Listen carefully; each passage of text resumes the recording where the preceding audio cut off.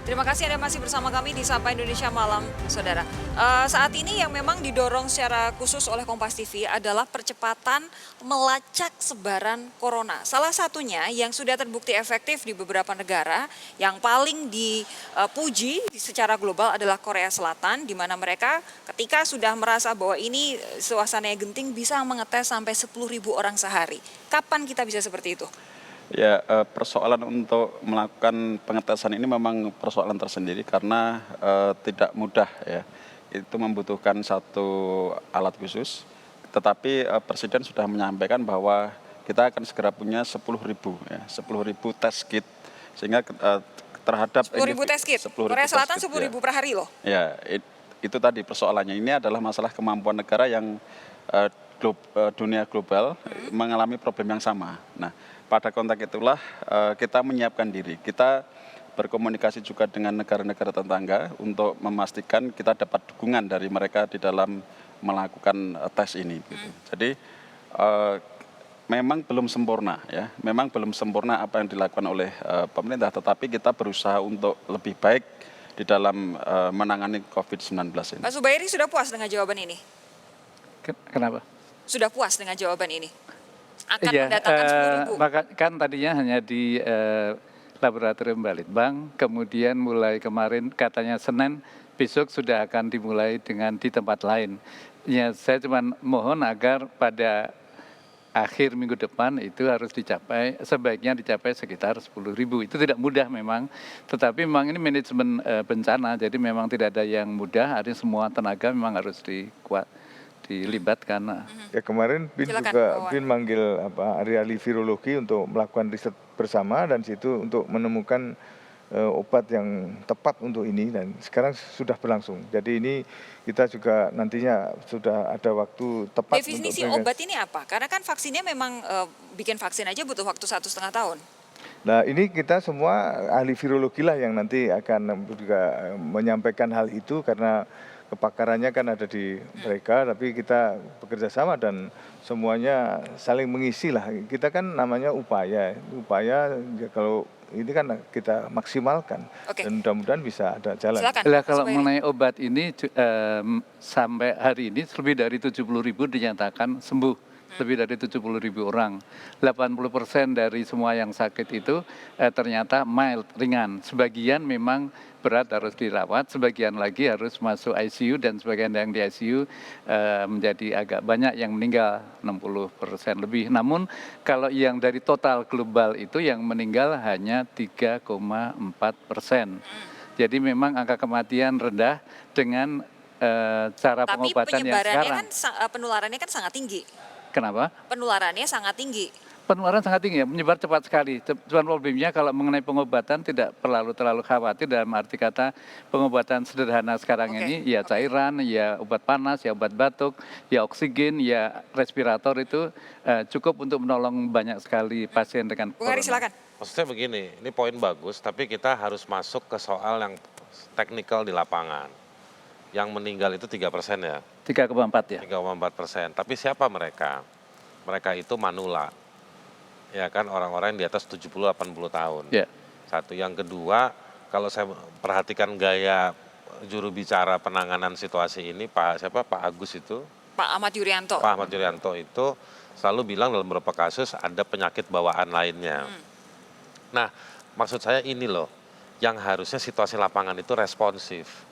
Bagaimana memastikan akses bagi orang-orang yang manula.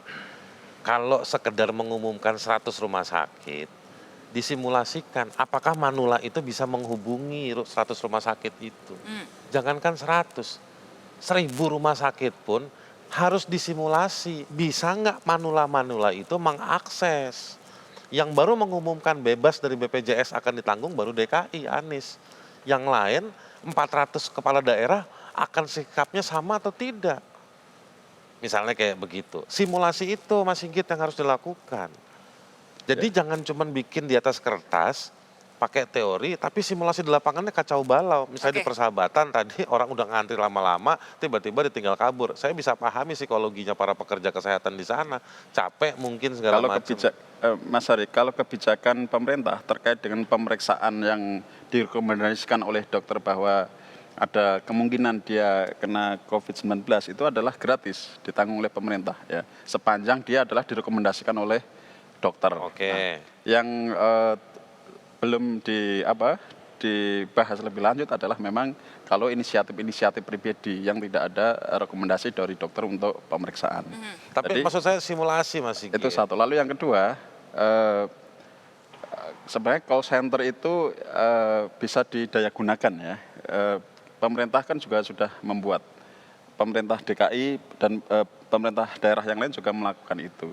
Nah, hanya persoalannya sosialisasi yang masif ini yang memang harus kita dorong ya, karena tidak semua orang juga memahami tentang apa yang sudah diperbuat oleh Kalau pemerintah. tanggap darurat kemarin sudah ya latihan dari aparat keamanan sudah dilakukan dari kementerian lembaga kita lakukan itu.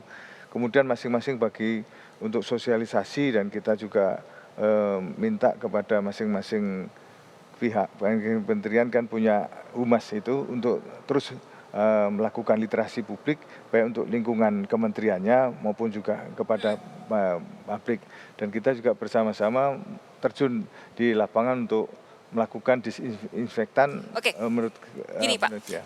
yang jadi salah satu sorotan Kompas TV adalah bahwa selama ini Pak Presiden bahkan meminta siapapun yang merasa sakit untuk kemudian melapor, datang ke rumah sakit rujukan dan kemudian dites. Masalahnya adalah apakah kita sudah mampu, sudah mempersiapkan tes yang banyak itu, tes yang massal itu, sehingga masyarakat bisa dengan mudah, kalaupun misalkan tadi Bung Haris bilang manula susah untuk mengakses rumah sakit, andaikan katakan memang bisa begitu, sudah ada simulasinya, bisa datang ke rumah sakit, kapan kemudian kita bisa masyarakat itu bisa meminta tes ketika mereka merasa ada yang salah begitu dalam kondisi yang jumlah yang banyak. Untuk yang rumah sakit rujukan ya sudah disiapkan dan sudah disebut juga misalnya Sulianti Saroso misalnya Persahabatan dan juga rumah sakit yang disebut di spread ke publik itu sudah bisa di sana, sehingga tinggal mereka kapan mau hadir maupun dipaksa diisolasi juga dilakukan di sana. Nah, sekarang kita juga ingin kesadaran publik lewat literasi tadi bahwa yang merasa sesuatu di dalam dirinya ada yang aneh silahkan datang ke sana. Kalau misalnya dia tidak mau ke tidak sana, adakah kemudian mungkin ini buat Bung Sigit, tidak adakah kemudian inisiatif dari pemerintah untuk benar-benar ngetes secara massal? Ya ini masalah kemampuan ya, maka. Jadi memang kita tidak mampu saat ini. Kita belum sempurna untuk melakukan semua upaya yang bisa lakukan, tapi kita akan berusaha sebaik-baiknya. Kira-kira seperti yang komitmennya atau targetnya kapan bisa melakukan tes massal itu? Ya, seperti yang saya sebutkan tadi bahwa kita memiliki 10.000 ya, mempersiapkan 10.000 tes kit untuk adanya kemungkinan bagi orang-orang yang merasa atas rekomendasi dokter itu harus dilakukan pemeriksaan lebih lanjut. Nah, artinya yang semula itu hanya dilakukan oleh Badan Litbangnya Kementerian Kesehatan sekarang sudah dibuka menjadi 3. Ya. Artinya ketika tes kit ini nanti sudah ada, itu bisa dipakai oleh 3 lembaga riset ini begitu untuk melakukan pengetesan. Dan termasuk ketika dirujuk pada rumah sakit yang sudah disebutkan oleh Kementerian Kesehatan. Oke, tadi saya lihat Pak Zubairi bikin gestur, silakan Pak. Iya, untuk jumlah tidak harus tes massal. Tapi sebagai contoh di saya ada angka misalnya kalau Bahrain sekitar 5.000, di Korea di atas 100.000 yang sudah dites. Nah, artinya memang tidak usah semua orang tes. Dan tadi yang di rumah kalau ada di beberapa negara itu justru sebaliknya. Jadi kalau hanya batuk, pilek, tanda-tanda flu, maka sebaiknya tetap tinggal di rumah, tidak usah ke dokter, tidak usah ke rumah sakit, obati dengan cara biasa saja, kayak kita flu biasa. Namun kalau setelah 2-3 hari tambah sesek atau panasnya tinggi tidak turun, perlu kontak rumah sakit. Jadi tetap sebagian besar dianjurkan di rumah. Untuk usia lanjut, selain juga nasihat yang sama, juga disarankan pemerintah setempat menyediakan justru menyiapkan makanan supaya ada di rumah para manula itu. Silakan Bung Haris. Kalau saya begini, menurut saya tidak bisa dia menemukan satu rumusan frasa kata sebagai kambing hitam dari kebijakan. Situasi ini harus dikepung oleh berbagai inisiatif kebaikan. Dari mulai pencegahan virus itu datang, misalnya kayak tiru aja negara-negara, orang yang datang dari negara yang ada virusnya harus dikarantina misalnya. Tiru juga. Oke. Gitu, satu. Yang kedua, lalu menyediakan alat-alat kesehatan dari mulai masker, obat, dan lain-lain.